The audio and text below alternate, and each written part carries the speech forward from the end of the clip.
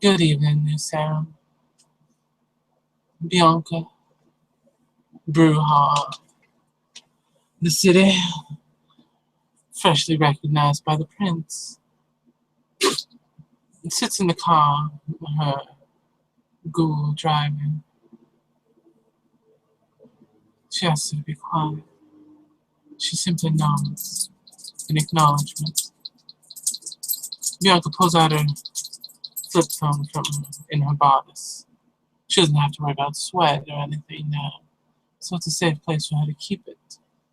Plus, there's no worry of getting cancer or anything strange like that.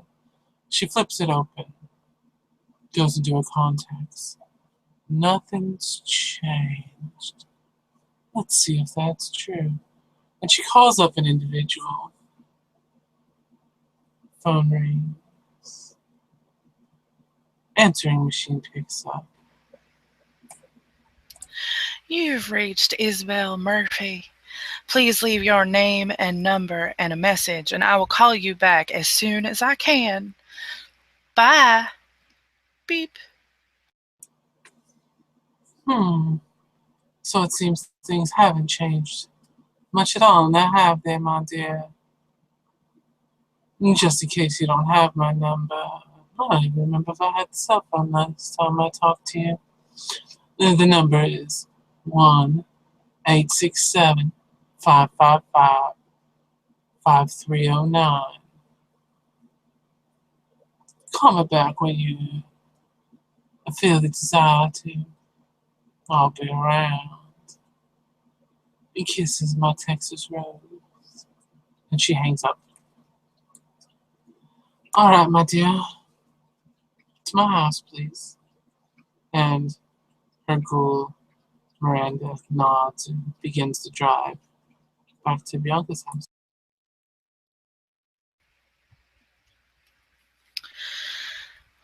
Isabell leaves Elysium, having been released. She smiles at herself. The introduction to the prince went well, but she's still in shock seeing Bianca there. She just shakes her head. She just can't fathom still that Bianca is kindred. Bruja at that, unfortunately. Oh, the urge for her to go backstage was so great, but she maintained and stayed where she should have stayed. As much as she wanted to run back there and throw her arms around Bianca, she knew that she couldn't do that. She drives home and she gets in the door and she pulls off the dress that she was wearing. She thinks to herself, maybe next time I should wear a little more color. Yeah, Kara would like that, I'm sure. And she lives alone, so she doesn't bother putting on any other clothes. She sees her answering machine, the light flickering. Ah, it seems I have a message. She pushes the button to play it back, listens to Bianca's message. She smiles. She takes down the number. She looks at the clock. Well, looks like there's still a little time left before I pass out. She picks up the phone and her hands shaking. She dials the number that Bianca had given on the answering machine. And she didn't erase the message either. She's going to keep that one. My phone rings a couple times before she answers. Hello, who's that? Bianca. Isabell, my dear. And you hear a car door opening. Yes, I just got home and got your message. I decided to call you right back. I appreciate that, my dear. You hear the car door closing. Yes, my dear. Get some rest. Make sure you eat. And I'll see you tomorrow. Run along. Now, well, yes. My dear Isabell. Yes. Was, what a way for us to meet again, huh? Here I was afraid of bringing you into this only to find that you're already here. Yeah, I kind of felt the same way when after I became like this. I decided not to contact you anymore because I didn't want to bring you in to this existence. Funny how things work. Quite so. You hear keys jingling, and then a door open. I'm guessing that you just got home yourself and that you have one of them cell phones. I do. Makes my life far more convenient. Bet it does. I haven't broke down and got one of those yet myself. I'm still quite attached to not having a leash, I suppose. I know that's funny to say, someone like me, but And here I thought you always liked being on my leash. I guess I'm gonna have to change my plans then. of course I like being on your leash. Just being unreachable for the most part outside the house is quite freeing. Not sure that I'm ready for a cell phone yet. All in good time, my dear. All in good time. So tell me, how long have you been mixed up in all this? Since New Year's Day, I went to a New Year's Eve party and, well, ended up like this shortly after midnight. I see.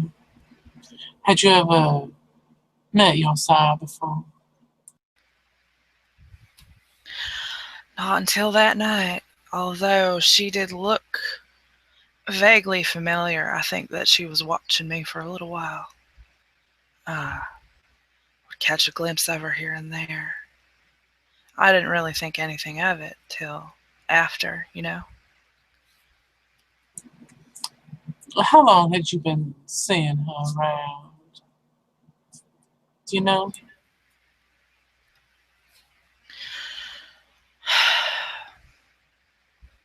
I don't know. A few months maybe.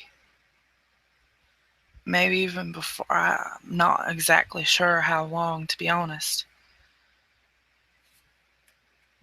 Of course. No worries, my dear. Just simple curiosity on my part.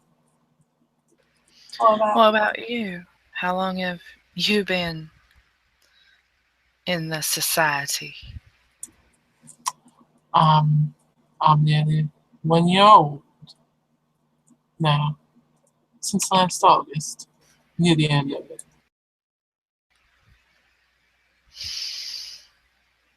So a little while before me, which means Kara's suspicions are wrong. Means Mays may not be. What do you mean? Well, you're one of the only people that would have any impact on me outside of our society. So, Yes, and you are pretty much the only one that would have any impact on me in this city outside of our society as well, which is why she thought that you were taken to spite her in some way to distract me from whatever it is she has planned for me. She seemed genuinely shocked. She demanded to know how I knew you and how long I'd known you because she had no idea. I never told her. I didn't tell anyone. curious. Could it truly be simple coincidence then? I never really took much stock in coincidence. Me neither, but I mean, if it is a coincidence, it's one hell of a coincidence because we end up embraced at relatively the same time frame within a few months of each other in clans that obviously hate each other, it appears, at least. At least there's something going on between my side and your side. Uh, Oh, your side has it out for most people. She always thinks she's above everybody. And probably it stems from her being from that wealthy family. you know, she doesn't really talk about her family much. I, she seems convinced that everyone else is out to get her. Maybe because of who her family is. She doesn't,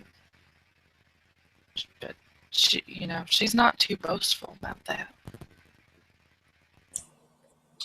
Or perhaps she's truly Malkavian and hiding among the roses. I doubt that.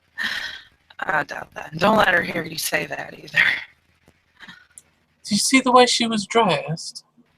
My God, who in their right mind would dress like that? Of course, I saw the way she was dressed. I don't know why she thinks that that's a thing, but it's obviously not. Uh, no one wears those colors together. Not over a decade, my dear. Right, well, maybe she's just stuck in 1985. It's possible.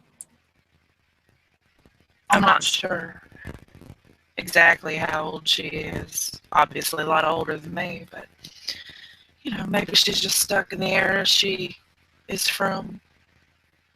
I think that they put colors like that together in the 60s as well. Either way, it's still hideous and unsightly. Maybe one of these days I'll have the gall to tell her that what she's wearing really isn't quite fashionable. Oh, to be on a fly on the wall that day. See it panning out before me as it happens. Maybe I'll get a tape recorder and record it for you. That'd be splendid, my dear. Anyway, obviously, in public, we can't.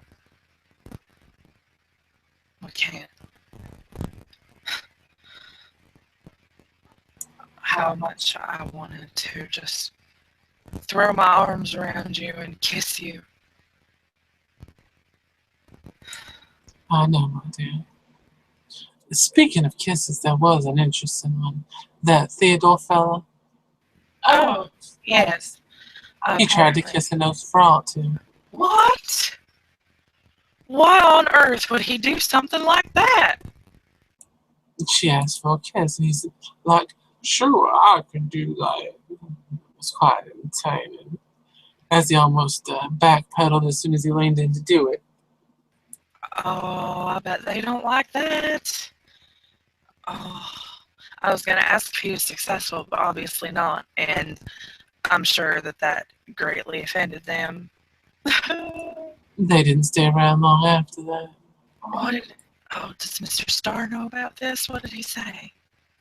Yes, Mr. Starr spoke to him for a moment afterwards. I wasn't close enough to listen in. I wonder if I should tell Scratch about this. She'd probably get quite a kick out of it. Oh, she probably already knows by now. Yes, probably. Listen, well, there was Teresa back there. She probably saw it as well. Oh, yeah, probably. I would imagine she did. It would still be funny to see Scratch's reaction, so I might tell her the next time I see her whether she knows or not. Yes, he was trying to make a friendly gesture and whatnot. There are a lot better ways to be friendly with them than to try and lean in for a kiss. Oh, that boy has a lot to learn, doesn't he? Well, he was lost once Mr. Starr found him and is grooming him to be a better man. Well, at least I hope he is. For so far, he has a long way to go. He certainly does.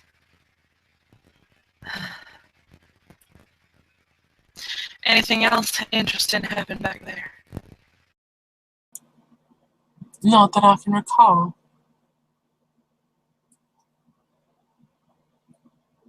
Anything interesting happen out front? Not that I can recall. To be honest, I wasn't really paying all that much attention. I was distracted. Oh, was there somebody else beautiful out there for you to stare at? No, and that's the problem. She was hidden behind a curtain. Oh, and who behind the curtain were you trying to stare at? Was it Miss Goodchild?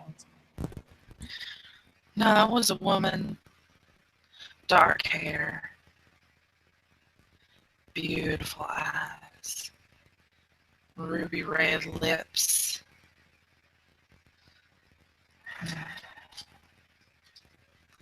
She usually has something with her, but couldn't bring it to Elysium. Like a pet? More like an object, if you still carry it with you. Me? My dear, what would I carry around with me? Hmm.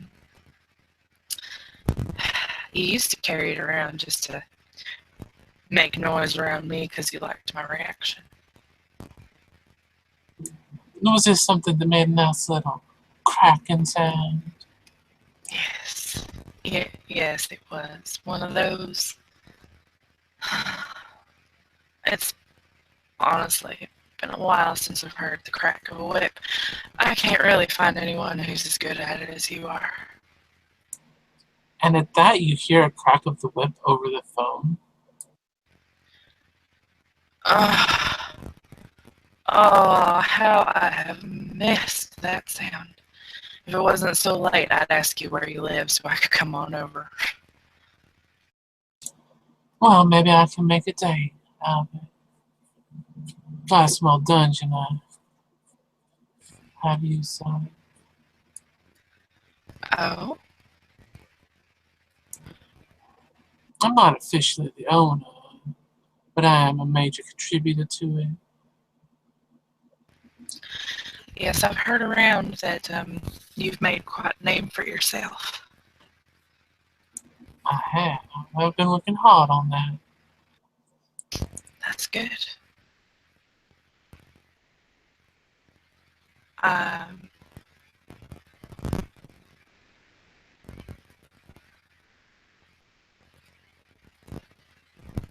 I am very glad for that.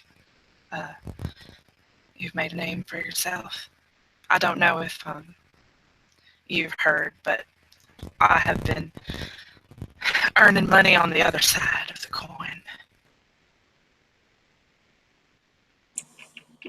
Prostitution, my dear. Oh no, no, no, no, no, no. No, just like you getting paid to hit people, I'm getting paid to get hit on. If you catch my meaning. I haven't seen a close up in this area in quite a while. Maybe We should work out something, get you working in our little dungeon on occasion. Would have to keep it down on the down low. I don't know how that would look if we were doing business together right off the bat. Maybe later on if things calm down, but right now I'm just meeting people at their houses and things like that. I started up in Portland when I was in college. And you never told me. It never came up. Uh, uh, Maybe I also didn't want to make you jealous that someone else was hitting me and stuff. You didn't want me to be jealous that other people were touching my girl. That's understandable. Right. But I needed to make some money while I was in college, and my friend couldn't keep up with me. So she told me that I could make money doing it. Put me in touch with a few people that were willing to pay. And, well, I decided when I moved here I wanted to stay doing it. So I got some referrals from my clients in Portland. I got a few clients here that I've been seeing regularly for the past few years. Of course, there aren't any of the wiser of my changed condition, and it helps that I still look and feel the same. Yes. You did look good enough to eat tonight. In more ways than one, my dear. I got that impression from a few others. They were very fascinated by my condition. I think they might have been a little jealous. That's entirely possible. I mean, as far as I know, yes, there are a few that still retain the color, but it's pretty rare for other things to still happen afterwards. So I have a question for you. If I were to choke you, would you still gasp for air, even though you don't need to breathe? I imagine I would, since it's still an involuntary response. And you can almost hear the grin in her voice when she says, "Excellent, my dear." I mean, I would love to put it to the test. Perhaps we'll make a meeting somewhere, quiet, private. Not right away, but soon. I would really, really love that. I've missed you. I've missed you so much. I've missed you too, my dear. Oh, and with my little bit of extra speed that I have now, you should see how fast these whips can crack. You have extra speed too. I do. Strength, speed, good looks. I have everything, my dear. Well, I have extra speed and heightened senses. I can see a lot of things very clearly now. I see little details that other people don't. Are all of your senses heightened? Not some I can heighten all of them, but for some reason my vision is even more so than the rest. Interesting. I'll keep that in mind.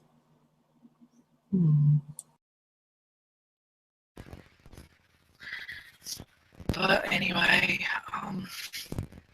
I'm still kind of in shock that everything happened tonight. I do have a question. Yes, my dear. I I did happen to notice that you seem to have some sort of tattoo. I saw it sticking up uh, above your dress. Yes, I do. May I ask what it is? I'll show you what next time I see you. How's that sound? Well, that sounds wonderful. I'd love to see it. You love it more than you think, my dear. Probably. Do you still have the locket? Yes, my dear. Keep it in a safe with most of my other expensive jewelry. Okay. I just noticed that you weren't wearing it. And you don't see this, but she's caressing the tattoo on her chest of the Texas rose. Yes, well, things have come to pass that I don't need it as a reminder.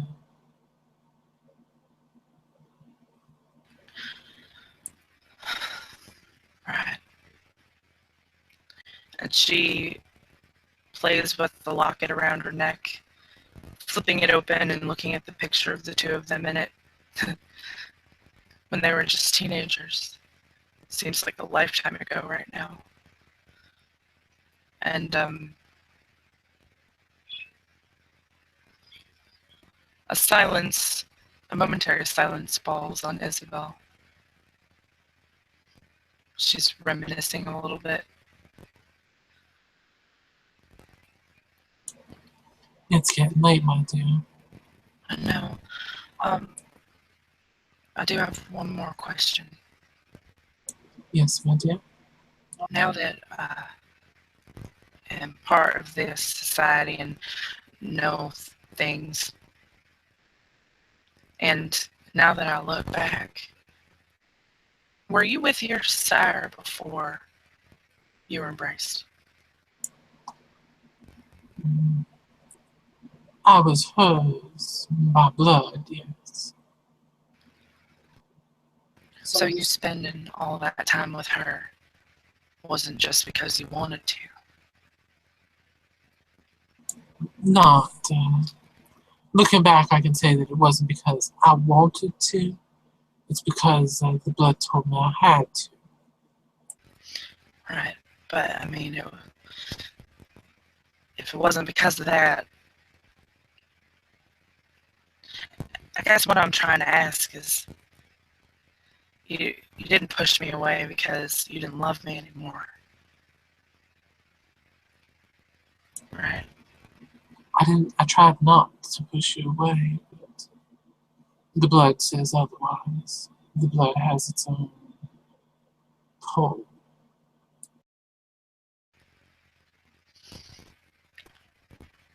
Do you still love me, Bianca? My dear, I never stopped.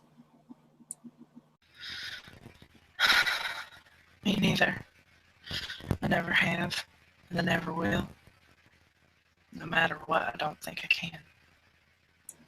You think I'd have given up my work in New York and moved to a little up and coming town in New England if I didn't? Oh, I know that, but I was asking, about the last time we saw each other, which was, When you broke up with me? yeah.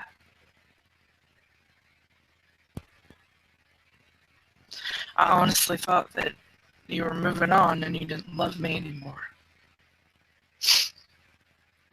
No, my dear. I loved you. And it tore me up to see you leaving me. But with everything I was getting into, I thought it was for the best. So I didn't fight it. Had I known you'd have ended up here anyways, I would have fought to keep you around.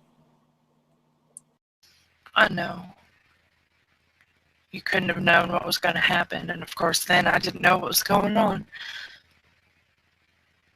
But for what it's worth, I forgive you for everything, because I know it wasn't your fault.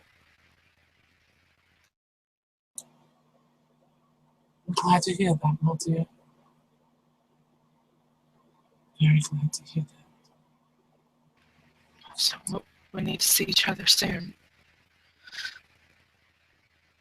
If that's what you want, anyway. I want to see you. I know that publicly we can't act like that anything's going on, but private, I need to see you. Of course. Call me in a few nights, maybe a week, and specifically to arrange time. Try and clear out some time at the dungeon. Okay. Sounds good. Looking forward to seeing you. Make sure that none of my kindred clients are going to be there. You have kindred clients? Yes, my dear. You don't think I met certain people just out of the club somewhere? No, of course not. I don't have any kindred clients. Honestly, I haven't really. There's not a whole lot of kindred that actually know what I do outside of coaching gymnastics. I haven't really told anyone. Well, my dear, we'll just keep that between us then. Keep it our little secret.